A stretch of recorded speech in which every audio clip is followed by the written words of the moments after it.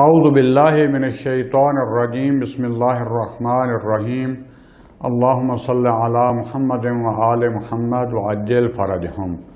السلام علیکم ورحمۃ اللہ وبرکاتہ۔ ہماری گفتگو چل رہی تھی قیامت کی شناخت اور اس کے دلائل، اور کل میں نے آخر میں جو قرآن مجید کی سورہ حج کی آیہ 5 سے لے کر 7 تک وہ آپ کے سامنے بیان کی، اس کا جو ایک لب لباب، اس میں جو باقی بھی بہترین نکات تھے، لیکن ایک جو نقطہ تھا وہ یہ تھا کہ خدا بند عالم فرماتا ہے کہ ہم علقہ سے، نطفہ سے علقہ، پھر مضغہ، اور اس کے بعد کو پورا تخلیق کر دیتے ہیں، پورا بچہ بن جاتا ہے، بعض ناقص الخلقہ رہ جاتے ہیں، جیسے مثلا کسی کا ہاتھ نہیں ہوتا، کسی کا پاؤں نہیں ہوتا، کوئی بینائی سے محروم ہوتا ہے، کوئی نیچے والے دھڑ سے محروم ہوتا ہے۔ تو خداوند عالم اسی طریقے سے زمین کو پھر مثال دیتا ہے کہ کس طریقے سے بنجر زمین کو مردہ ہو چکی ہوتی ہے، اس کو پھر اس کے اوپر پانی برسا کر اس سے ہرے بڑی ہریالی اور کھیت لہلاتے اس کو بنا دیتا ہے، زمین کو زندہ کر دیتا ہے۔ اسی طریقے سے ذالک بان اللہ هو الحق انہ یحیی الموتى وانہ علی کل شیء قدیر، اور آخر میں فرمایا وان الساعۃ آتیۃ لا ریب فیہا، کہ قیامت کی گھڑی حتماً آنے والی ہے، اس میں کوئی شک نہیں ہے۔ لہذا خداوند عالم نے یہ پوری جو تمثیل ہمارے لیے بیان کی ہے، اس عالم سے، ماں کے بطن سے اس دنیا میں آنا، مردہ زمین کا زندہ ہونا،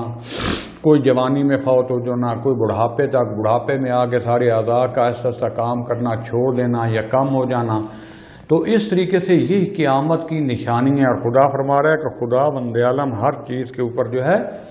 وہ قادر اور توانا ہے، قدرت رکھتا ہے۔ تو لہٰذا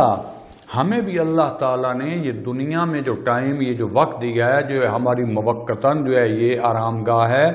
جہاں پر ہم آئے ہیں، اس میں ہمارے جو کچھ اعمال ہوں گے، ہمارا اس طریقے کا وجود بنے گا وہاں پر، کیونکہ وہ دنیا عرض کر چکا ہوں بار بار، وہ جہان اس سے کئی گنا درجے اعلیٰ اور عرفہ جہان ہے، اس سے افضل ہے، وہاں وجود بھی کبھی ہوگا۔ لیکن اگر ہم نے اللہ نہ کرے کوئی خامی رہ گئی، اسی دنیا میں گم ہو گئے، تو ہم اس جہان میں، جیسے اس جہان میں بچہ ناقص الخلقہ پیدا ہوتا ہے، ہم اللہ نہ کرے وہاں بھی ناقص الخلقہ ہو سکتے ہیں، ہمارا وہاں وجود کامل نہیں ہو سکتا ہے، ہماری بصارت نہ ہو، اگر بہت زیادہ حرام کو دیکھا، بہت زیادہ حرام کو کھایا تو ہمارا وجود نہ بن سکے، ناقص رہ جائے، ہماری زبان اگر غلط کاموں میں استعمال ہوتی رہی، غلط باتوں، غیبت، چغلی اور ان چیزوں میں، جھوٹ میں استعمال ہوتی رہی، تو ہو سکتا ہے وہاں گونگے ہوں، بہرے ہوں، کوئی ہمارا ہاتھ اگر ظلم کی طرف استعمال ہوا ہے، پاؤں ظلم میں استعمال ہوا ہے، تو ہم بغیر اس کے دھڑ کے ہوں۔ یہ تمثیل بیان کی جا رہی ہے۔ پھر یہ ہے کہ وہاں کے نہ ہمیں رستوں سے آگاہی، نہ وہاں اس دنیا کی حقیقت سے ہمیں آگاہی، جب کچھ بھی نہیں ہوگا، نہ اس کی زبان سے آگاہی، نہ حالات سے آگاہی، تو ذلت کے سوا کچھ نہیں ہوگا۔ کیوں؟ کیونکہ وہاں دو ہی ٹھکانے ہیں، یا جہنم ہے یا جنت ہے۔ اور ہمارا بعض لوگوں کا یہودیوں کی طرح جو حالات کا عقیدہ بن چکا ہے نا، تو وہ جو کہتے تھے لن تمسنا النار الا ایاما معدودا، کہ ہمیں آگ نہیں چھوئے گی، اگر ہوا بھی سی تو کچھ دن کے لیے ہم جہنم میں جائیں گے، اور پھر جنت تو ہماری ہے، جنت ہمارے لیے خالق ہوئی ہے، ہم نے صرف جانا ہے۔ ایسے تو اسی طریقے سے آج بھی آپ جس فرقے میں شیعہ میں چلے جائیں، سنیت، خوارج اور نواسب اور غالی، ان کی طرف چلے جائیں، تو یہ بھی ہمیں علماء کو کہیں گے کہ آپ کو تو معرفت ہی نہیں ہے، فلاں ذاکر کی معرفت نہیں ہے، فلاں مولوی کی فلاں فرقے کی معرفت نہیں ہے، فلاں، اس طریقے سے جہالت میں یہ ہم ٹامکٹوئیاں مار رہے ہیں، دیندار ہو کر بھی خدا کے دین سے دور، اور فتنہ اور فساد جو مچا ہوا ہے۔ اصل میں عرض کر چکا ہوں کہ یہ حقیقت یہ ہے کہ ہم آخرت کو بھلا چکے ہیں، ہمارا دین پر سے ایمان نہیں ہے، خداوند عالم کے بتائے رستے پر ہم چلنا نہیں چاہتے، اور آج کل تو واضح یہ جو پمفلٹ شائع ہو رہے ہیں اور سوشل میڈیا میں دے رہے ہیں کہ ہم جو ہے امیر شام کی شریعت نافذ کریں گے، کوئی کہتا ہے ہم فلاں کی شریعت، فلاں خلیفہ کی شریعت نافذ کریں گے، بابا شریعت فقط اور فقط خدا کی ہے جو رسول خدا صلی اللہ علیہ وآلہ وسلم لے کر آئے، ہمارے لیے وہ اول و آخر ہے، جو بھی اس کے مطابق ہے وہ ٹھیک ہے، جو اس کے مطابق تھوڑا بھی ادھر ادھر ہوگا۔ اور کون شریعت کا مالک ہو گیا؟ یعنی اتنے ہم گر گئے ہیں، اتنے ہم دین خدا سے دور ہو گئے کہ دشمنان خدا کو ہم نے دوست بنا لیا اور دوستان خدا کو، اولیاء خدا کو ہم نے دشمنی شروع کر دی ہے۔ حقیقت یہ ہے کہ آخرت کو ہم بھول چکے ہیں، اس سے ہمارا تعلق نہیں۔ دوستان عزیز، میں اپنے آپ کو بھی نصیحت کرتا ہوں، آپ کو بھی کرتا ہوں، خدا کے لیے یہ جو کچھ دنیا کے ہمارے پاس دن باقی رہ گئے ہیں، جو عرصہ رہ گیا ہے، حد عقل جتنا اس دنیا کو ہم نے ہم و غم بنایا ہوا ہے،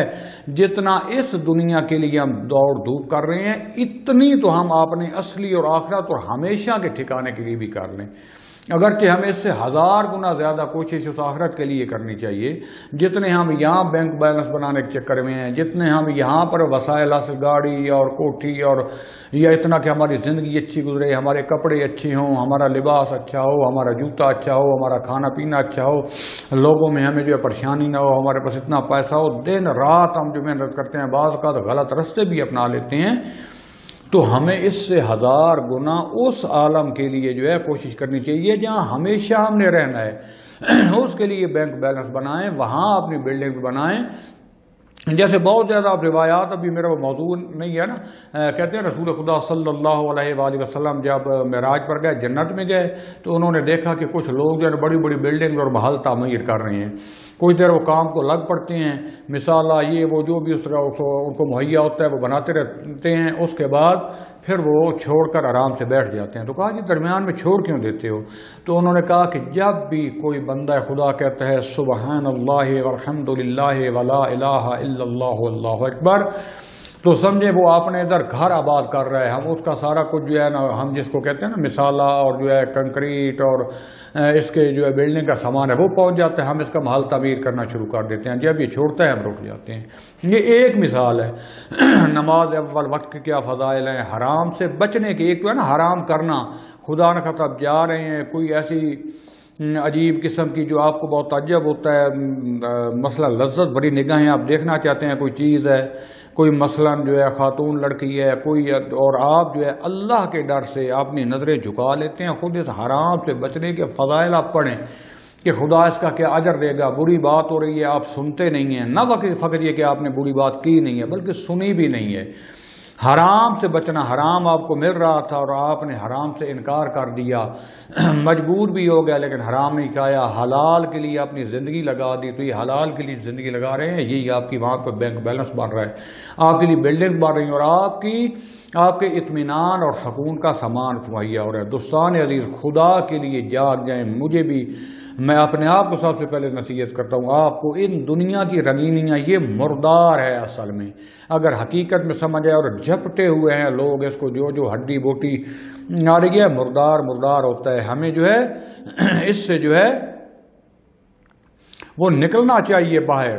دوستان عزیز، ہمیں خدا کی طرف جانا چاہیے اور اپنے اصلی وطن کی طرف جو ہے وہ جانا چاہیے جو ہمارا حقیقی ٹھکانہ ہے۔ تو اس کے آگے جو چوتھی ایک دلیل جو ہے اس کو کہتے ہیں برہان فطرت۔ برہان فطرت کیا ہے؟ کہ خدا بند عالم نے ہر چیز میں اس کے ہدف کے مقابلے میں اس میں قوہ مہیا کر دی ہیں، تو اس میں توانائی رکھ دی ہے۔ یعنی اگر انسان کو بھوک لگتی ہے تو یقیناً خدا نے اس کے لیے غذا مہیا کی ہے، اگر انسان کو پیاس لگتی ہے تو خدا بند عالم نے اس کے لیے پانی، دودھ، شہد اور یہ چیزیں خلق کی ہیں۔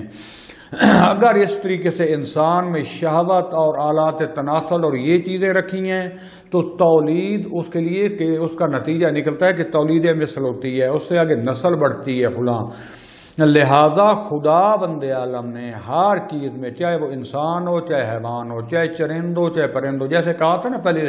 اپنا برہان حرکت کے، ہر چیز ہر ایک حرکت کر رہا، حال حرکت میں، حتیٰ پتھر اور ان کے خلیات، ان کے جو ہے نیوٹران، پروٹان، الیکٹران، سارے حال حرکت میں، اور اس کو ایک مقصد اور ہدف کی طرف لے کر جا رہے ہیں۔ اسی طریقے سے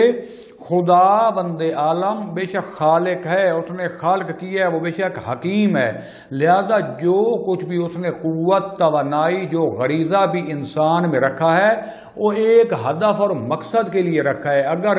انسان میں شہوت ہوتی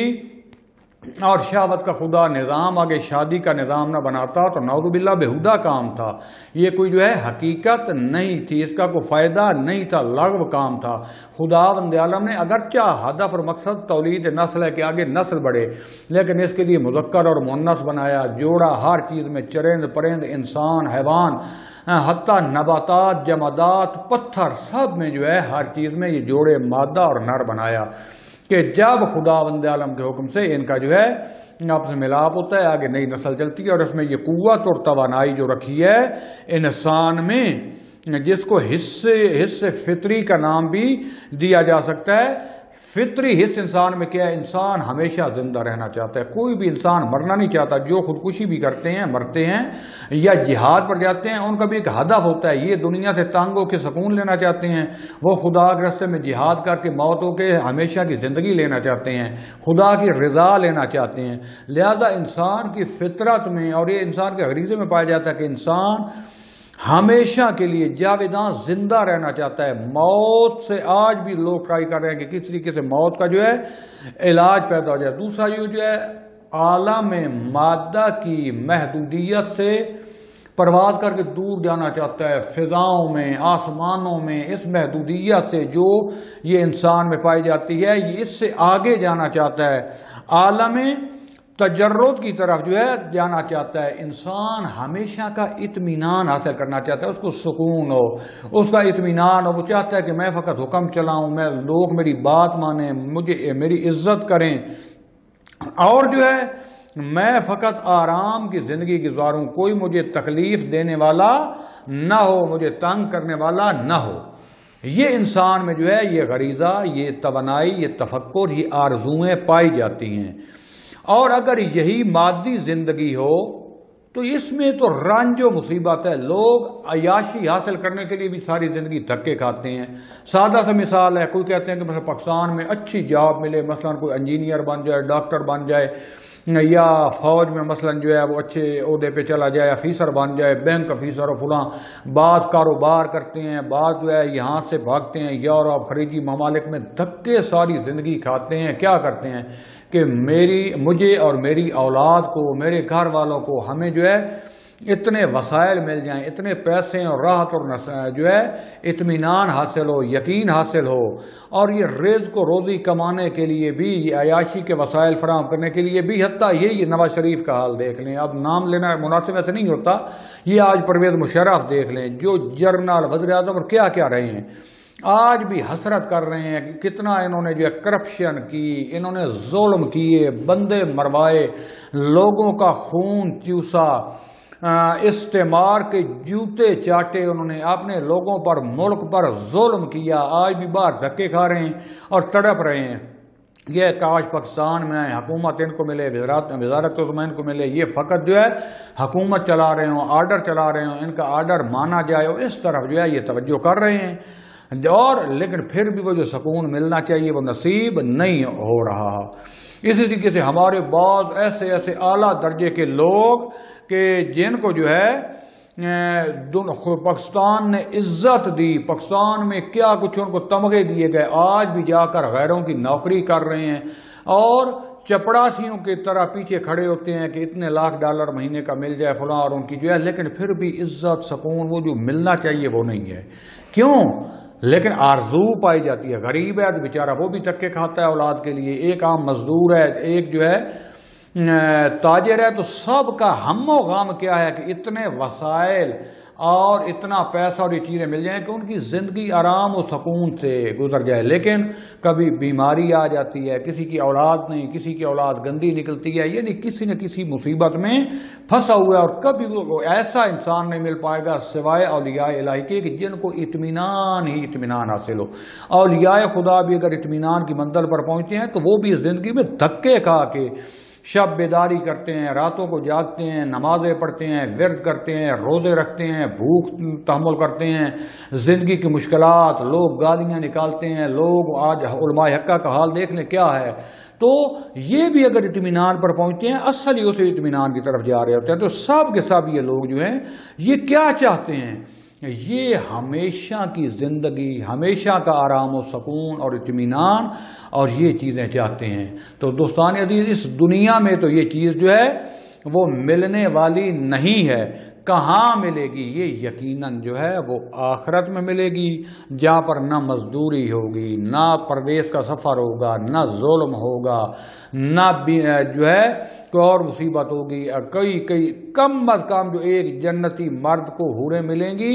70 حوریں کہ جن کے بارے میں آپ پڑھیں کہ کہتے ہیں کہ اگر ایک حور کے دانتوں کا جو ہے نور کا روشنائی اس دنیا میں آ جائے تو لوگ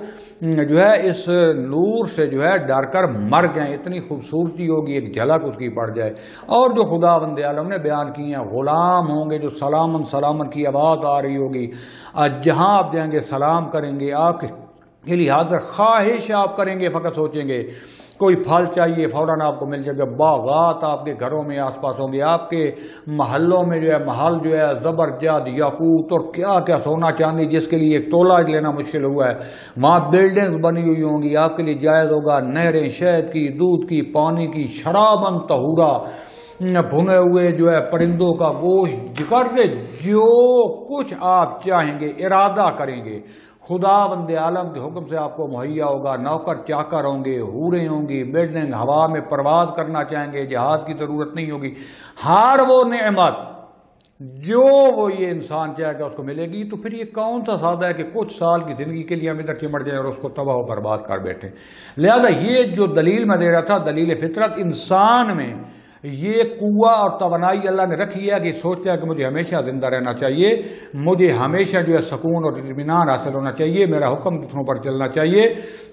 مجھے کوئی دکھ بیماری نہ ہو، مجھے زحمت نہ کرنی پڑے. تو یہ ایسے ہی بےہودہ اللہ نے ہمارے اندر یہ قوت، یہ ہمارا غریزہ نہیں رکھ دیا، بلکہ یہ ایک دن پورا ہوگا. اور وہ کہاں پورا ہوگا؟ وہ عالم آخرت میں پورا ہوگا. اب عالم آخرت میں اللہ نہ کرے کہ ہم ہمیشہ کے جو ہے عذاب میں چلے جائیں. بعض وہ کہتے ہیں نا کہ چند دن کے لیے، جیسے یہودی کہتے تھے چند دن بھی کتنے ہوں گے. خدا بندہ نے فرماتا ہے کہ اس قیامت کا، اس جہان کا ایک دن 50,000 سنہ، دنیا کے 50,000 سال کے برابر ہوگا. یہ قرآن مجید کبھی پڑھا کرے. خدا کے لیے قرآن اللہ نے بھیجا ہے، اس لیے نہیں کہ اس کو فقط چومتے رہے اور دم کروائیں، اس کو فقط عربی نہیں بلکہ اس کا ترجمہ پڑھیں، سمجھیں خدا ہم سے کیا کہنا چاہتا ہے. خدا فرما رہا ہے کہ اس دن کو یاد کرو کہ جس دن ایک دن جو ہے قیامت کا 50,000 سال جو دنیا کے ہوں. کتنی زندگی، 100 سال 200 سال جنہوں نے کی ہے، 950 سال حضرت نوح علیہ السلام نے جو ہے نبوت کی ہے، ان کی زیادہ سے زیادہ کتنی زندگی ہوگی؟ تو 5,000 سال سے اوپر آپ نے سنی ہے. اللہ کہہ رہا ہے 50,000 سال کا ایک دن ہوگا. تو جو کہتے ہیں چند دن، چند ایک ہفتہ ہو گیا، 7 دن بھی جو ہے اگر چلے جائیں 7 کو 50,000 سے ضرب دیں تو 3.5 لاکھ سال صرف ایک ہفتے کے بنتے ہیں جو وہاں کا. تو کیا بنے گا، کیا حشر ہوگا. کبھی تھوڑا سا آگ کے نزدیک چھو کر دیکھیں. یہ میں اپنے آپ کو سب سے پہلے تو سانے دی، اور آپ بھی جاگ جائیں، خواب غفلت سے بیدار کریں. یہ چند روزہ زندگی کے یہ جو آپ کے دیندار ہیں تو کہیں گے یہ سادہ ہے، یہ تو اس کو پتہ نہیں ہے، یہ تو بے وقوف ہے. انبیاء پر یہ الزام لگائے گئے ہیں، انبیاء کو گالیاں لگائے، ان پر نفق گالیاں، ظلم، پتھروں سے. حضرت نوح علیہ السلام کو اتنے پتھر مارے جاتے کہ وہ پتھروں میں دفن ہو جاتے. حضرت محمد مصطفیٰ صلی اللہ علیہ وسلم کو اتنے طائف والوں نے پتھر مارے، لہو لہان کر دیا، کانٹے بکھیر دیتے تھے، قتل کرنے تک آ گئے. یہ خدا کے راستے میں آنا پڑے گا، خدا پر توکل کریں. بلاخر ہم نے کتنا جینا ہے، کتنی زندگی کرنی ہے. زندگی دینے والا خدا ہے، موت دینے والا خدا ہے، رزق دینے والا خدا ہے. تو اس خدا سے اپنا رابطہ جو ہے وہ کیوں برقرار نہیں کرتے؟ تو لہذا یہ خدا نے جو آرزویں ہم نے رکھی ہیں یہ ایسا بےہودہ نہیں ہے، یہ حتماً پوری ہوں گی، لیکن پوری ہوں گی یہ آخرت میں جا کر. لہذا اس کا سامان کرو، اس کے لیے کوشش کرو. اور یہ دلیل ہے، یہ ہماری جو آرزویں پائی جاتی ہیں، ہمیشہ کی زندگی، ہمیشہ کا سکون و اطمینان،